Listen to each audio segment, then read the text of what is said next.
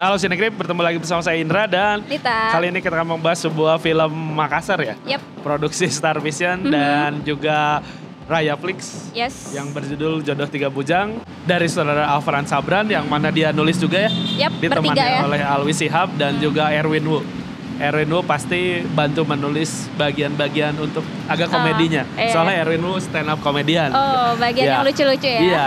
Langsung ke case-nya, ada siapa aja nih? Ada aktor kesayangan kita semua ya, merangkul Ya. jarak, Jordi Pranata. Terus Maizura, Ya. ada Nura Datau, Asrendi Bening Suara. Cut Mini, Ya. Nugi. Ya, Jaran soalnya di cast-nya. sini Nura Datau bertemu lagi dengan mertuanya Di Dua film Garis yang lain. Biru. Iya. Ya, langsung aja ke sinopsisnya nih. Jodoh Tiga Bujang ini menceritakan tentang tiga bersaudara laki-laki yang disuruh oleh orang tuanya untuk kawin kembar ya. Kawin Iya. kembar itu adalah pernikahan yang dilakukan secara bersamaan di waktu dan tempat yang sama Iya. gitu. Nah tapi ada kendala nih, jadi salah satu dari tiga bersaudara ini nggak bisa melanjutkan pernikahan gara-gara dia ada masalah sama pacarnya gitu. Iya. Dan bisakah dia akhirnya menemukan pengganti untuk melangsungkan pernikahan ini? Ya, jadi ini merupakan pernikahan dikejar waktu ya, Yes, ada deadline-nya. ada deadline-nya. Yang aku suka dari film ini, pertama tepuk tangan dulu dong untuk aktor, untuk acting para aktornya di film ini keren banget sih. Ya. Maksudnya kita tahu mereka bukan orang Makassar ya, Ya. tapi cocok ya menjadi orang Bugis. Ya, dan itu juga terdengar bahasa-bahasa soalnya istri saya orang Makassar. Oh ya, Kalau jadi keluarganya ngobrol familiar gitu, ya. ada lah masuk ya. Ya, di sini selain aktor-aktor utamanya yang oke-oke, aktor-aktor pendukungnya Yes, itu yang ya. membantu buat lebih oke filmnya, kayak yang dua temannya si Fadli juga ya. Iya, Itu lucu kan ya. ngasih perspektif komedinya di mereka gitu. Jadi yang mencairkan suasananya yang memang dua temennya si Fadli ini gitu. Bener. Sama selanjutnya aku suka film ini tuh menggambarkan keberagaman yang ada budaya di Indonesia gitu, tentang nikah kembar, terus juga ada uang panai gitu ya, tanpa harus bisa dibilang ini pemaparan fakta aja sih, nggak ada kayak ya tadi bener kata Indra, nggak ada benar atau salah atau misalnya gimana, tapi ya tergantung si suatu keluarga itu menganut tradisinya gitu. Dan di sini ya kita enjoy aja sih dan nonton tentang budaya-budaya yang ditampilkannya gitu ya. Mungkin juga karena terinspirasi dari kisah nyata. Kisah nyata juga. Ya gitu. di sini kalau kalian nonton di awalnya juga kan di disclaimer dari ada, kisah nyata, terus pas endingnya kalian dikasih foto-foto yang beneran orangnya ada. Tapi kalau ceritanya aku dan Nita tidak tahu apakah plek-plek seperti itu atau memang karena ada pernikahan kembar ini dilangsungkan dan akhirnya bikin aja tentang mereka ini. Iya. Gitu. Soalnya kita juga nggak tahu beritanya tiba-tiba tiba-tiba Tidak ada aja. sumbernya gitu, dari ceritanya tuh dari siapa atau mungkin ada pengalaman temannya apa gimana terus diceritain jadi film tuh kita nggak nemu ya. Ya. Yang aku suka tuh ya karena menampilkan tradisi-tradisi itu tuh nambah insight sih sebagai aku yang tinggal di Pulau Jawa gitu. Kayak Tidak gini selalu ya. Jawa sentris ya. Iya, akhirnya ada Makassar ya, Sulawesi ya. Jadi menarik sih. Jadi kita tahu ternyata masih ada keluarga yang memegang kokoh tradisi tersebut dan terus dilaksanakan, terus dijalankan hingga saat ini gitu. Ya, jadi ya nyeritainnya enak gitu. Iya, benar. Kayak emang setiap orangnya tuh ada ininya masing-masing, si konfliknya masing-masing ya, bukan hanya si Fadlinya doang. Iya. Dan juga di sini gambar-gambarnya oke. Oh iya. Terus ya di sini ngambil beberapa landmark di Makassar juga ya. kan, itu oke banget sih. Ya sama sih, aku juga suka kayak ada tenggat waktunya gitu, ada deadline-nya, jadi ikut merasakan ketegangannya, kayak misalnya adik-adiknya udah mulai resah nih gimana kakakku belum menemukan penggantinya gitu. Terus karena itu ngaruh juga kan ke pernikahan mereka bisa dilanjutkan atau enggak gitu. Dan di sini bagus karena ya penonton juga turut dilibatkan dengan keresahan yang dirasakan keluarga ini gitu, satu keluarga gitu. Pokoknya di sini juga dramanya oke. Ya. Komedinya ada. Oke. Dan ya itu dibuka dengan opening long take yang lumayan mantap juga. Mantap ya. Itu bikin kita itu jadi kayak daya tariknya udah muncul dari awal ya, untuk menarik perhatian penonton tuh udah dapet sih. Sama aku suka tentu saja lagu-lagunya yang sangat cocok dengan scene-scene-nya. Ada Silon Seven, ada Firsa Bersari, itu cocok dengan scene-nya. Terus nggak terlalu banyak sih lagunya, tapi pas aja sama sajian visual yang disajikan gitu. Jadi dan di sini juga lumayan tidak lebay ya. Nggak begitu lebay kayak adegan romantis atau apanya, kayak ya dibuat sesederhana mungkin gitu. Secukupnya aja gitu, Iya, nggak dan lebay. kesederhana itu yang bikin kita bahkan dari kayak beda perlakuan mantannya dan dia juga jadi bikin kita ya beda ya gitu ya. Kalau dari aku mungkin dari ini sih urgensi si bapaknya nikah kembar. Karena cuma tabungannya doang tapi kayak nggak ada background lain. Masa dia memaksakan banget gitu. Memaksakan banget tanpa ada hal lain selain tabungan gitu. Orang pengennya tuh ada hal lainnya yang emang bikin bapaknya ini harus nikah kembar karena apa? Mungkin karena bisa jadi kan dilebain karena emang sakit, bapaknya gitu ya. Soalnya nggak ada urgensi lain yang bikin mamahnya juga harus nurutin kata si bapaknya gitu. Iya. Ya kan? Ngomong-ngomong urgensi itu aku juga kayak kurang ini ya sama sikapnya Fadli gitu setelah dia akhirnya belum mendapat jawaban sampai udah dari rumahnya siapa? Si Rifa. Terus kan itu masih kayak kita tahu penonton nggak ada gambarannya tapi mungkin itu belum dijawab ya.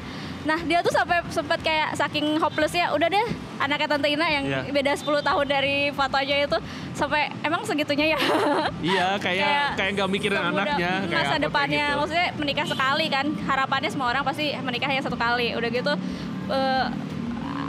Belum kenal banget gitu kayak random people terus kayak saking hopelessnya udah deh ayo gitu. Menurut aku itu kurang sih untuk jadiin alasan dia benar-benar ingin menikah gitu. Kayaknya harus ada faktor lain nih kenapa akhirnya dia memilih. Kan di antara banyak pilihan itu kenapa milihnya juga anaknya Tante Ina atau gimana gitu ya. Iya kenapa yang nggak anak SMA itu aja. Iya ya? kan misalnya bisa aja. Ya.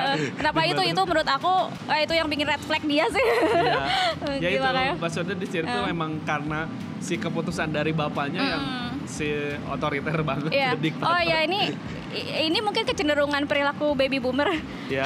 Selain negara kita dipimpin oleh baby boomer juga dalam lingkup keluarga juga kan saat ini tuh baby boomer yang memimpin kedudukannya tuh ada di tangan para orang tua milenial gitu. Jadi mungkin aku bisa memahami sih betapa keputusannya tuh lebih kolot, lebih tidak mempertimbangkan hal-hal lain atau kayak masalah cinta si anaknya tuh suka atau enggak gitu-gitu. Jadi mungkin itu sih kenapa selain tentunya tabungannya iya, mungkin juga. Jadi bisa dibilang di sini kan nggak ada antagonisnya ya. Iya. Ya malah ya sebenarnya antagonisnya itu keputusan bapaknya sendiri. Jadi sebenarnya kalau bapaknya dikasih urgensi lain atau alasan lain selain karena tabungannya doang dan ya bapaknya udah tua, kasih kita hal yang bisa maksudnya bisa empati juga ke bapaknya kenapa bapaknya memaksakan itu gitu. Iya, aku tuh kayak ngerasanya bener kata si Rifa sih, Fadli ini pengecut. Karena dia tuh harus gerak, itu harus dengar petuah-petuah orang dulu gitu. Dia tuh baru gerak kalau sampai pemilik rumah studionya itu baru bilang, ngasih nasihat, ngasih petuah, baru dia gerak. Bener-bener kayak aduh, aku kesel gitu kayak dia tuh seorang cowok tapi harus digerakin dulu sama faktor luar gitu selain dari kesadaran dia. Untungnya Fadli ini berada di circle yang tepat ya menurut aku. Dia punya support system dari orang-orang yang ya kakak adiknya wajar berantem tapi tetap mendukung. Orang tuanya juga nyebelin-nyebelin dan mendukung juga. Terus ya itu si Bapak Nugi ini yang siapa namanya saya lupa. Dia juga kayak kemunculannya tiba-tiba memberi petuah lalu hilang gitu kayak wow, padahal dia tuh kan bukan teman seumuran ya, maksudnya ya random aja gitu kayak kita ketemu sama bapak kontrakan kasih petua-petua gitu. Oh iya betul, bisa tercerahkan gitu. Kayaknya kurang oke sih, akan lebih oke kalau dia nemu peristiwa apa terus kesadaran dari hati dia. Iya, terus dikuatkan si bapak-bapak itu nah, bisa masih ya. Iya. Tapi ini tuh kayak bener-bener dia kayak kosong dapat ini gitu kayak semudah itu gitu kayak ya memang dia dengan bapaknya tidak bisa ngobrol kayak gitu tapi kayak harus dikasih tahu terus sama orang lain tuh kayak anjir kurang. Jadi momennya seenggaknya si bapaknya kadang ngeliatin atau ngedengar tapi nggak harus terus ikut campur pas kalinya ikut campur yang menguatkan banget gitu. Jadi ini tuh kayak ngingetin yang ini sinetron Sidul. Ya kan Sidul kan karakternya gitu, aduh itu ya nggak tahu mau ngapain kan, padahal di sini kayak udah dikasih konflik kayak si Nisanya ngajak, udah ayo sama aku aja kita kabur gini-gini ya dia emang nggak akan berani emang sepengecut itu gitu, soalnya nggak ada yang ngasih wejangan buat ya udah kamu kawin kawin lari Kawin aja lari. sama Nisa. Ya nggak ada, untungnya support sistemnya. Kalau Bapak Nugi itu Iya. ngasih misalnya ininya apa advice ya. Ayo coba kawin lari aja, perjuangkan. Kayaknya kawin lari juga Iya, deh sama itu. sama Itu sih. Nisa. Jadi, Iya. sayang sekali padahal bisa dibilang kan yang aktor utamanya dia. Iya. Dan sayang sekali juga momen-momen dengan si Rifanya kurang banget sih di film ini. Padahal waktu kuliah tuh bisa ya Iya, dimunculin. ada flashback lah, ada apa. Jadi Terus kita kan, tahu. ya itu yang jadi keresahan si Rifanya juga orang ngerti. Kok dia tiba-tiba datang sebelumnya nggak ada apa Iya, dulu.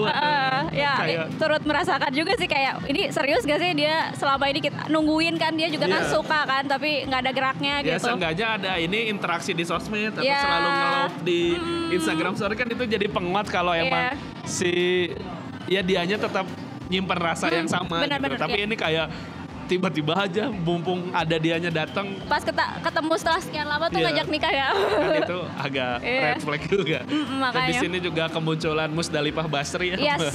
Ya, langsung steal the show juga ya. Bener sih, menarik ya kayaknya humornya tuh pas gitu ya, walaupun bertebaran kayak random tapi semuanya Tapi lucu. pas gitu. Nggak dipaksain buat lucu banget tapi ya pas aja bikin kita. Sama satu lagi kekurangannya menurut aku, ya tadi sih aku ngerasa nonton film ini tuh seperti nonton sinetron atau Ya. series. Dan tadi spesifik banget sih Dul, tokohnya mirip gitu, terus juga agak-agak red flag ya. Jadi menurut aku ini kurang film gitu Ya. rasanya. Jadi lebih ke kalau series cocok deh kayaknya atau Ya. misalnya sinetron TV gitu. Tapi kalau untuk film kayaknya masih kurang dikit lagi. Ya, ceritanya ya dari Iya, ceritanya ceritanya. kalau dari tangkapan visualnya itu udah Udah oke oke sih. ya. Ya, tapi ini masih enak buat diikutin. Iya. Ya. Aku nontonnya sangat seneng gitu, Iya. sangat hangat dan menyenangkan aja kayak sepanjang film tuh senyum-senyum sih aku. Nah. Meskipun nggak ada komedinya tapi Iya. kayak bikin kita berseri-seri aja nontonnya. Ya, dan walaupun kita nggak dapat satu scene yang wow, Wow, atau gimana, iya. tapi ya ini kayak hampir lempeng aja nggak. Paling kalau ada turun dikit, naik Iya, dikit ya gitulah. Ya ini konflik-konfliknya masih terlalu sinetron.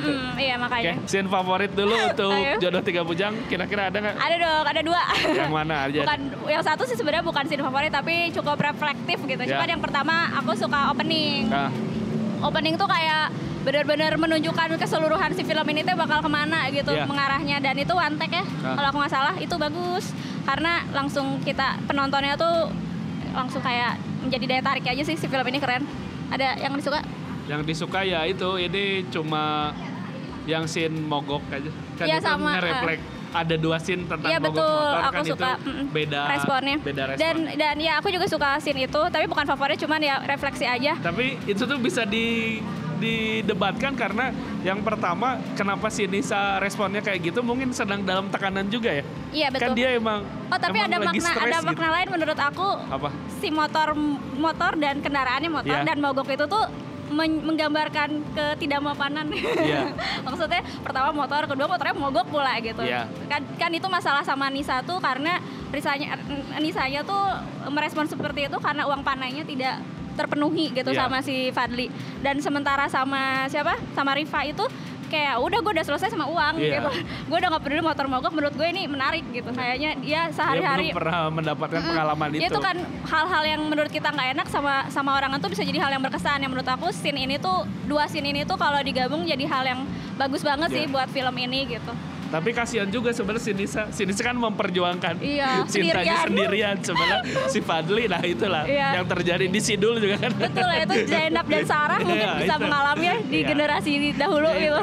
Gitu lah. Pokoknya jadi mungkin nanti ada tim Nisa, tim Iya. Rifa juga. Silakan di komen kalian Iya. tim Nisa atau tim Rifa atau tim Fadli.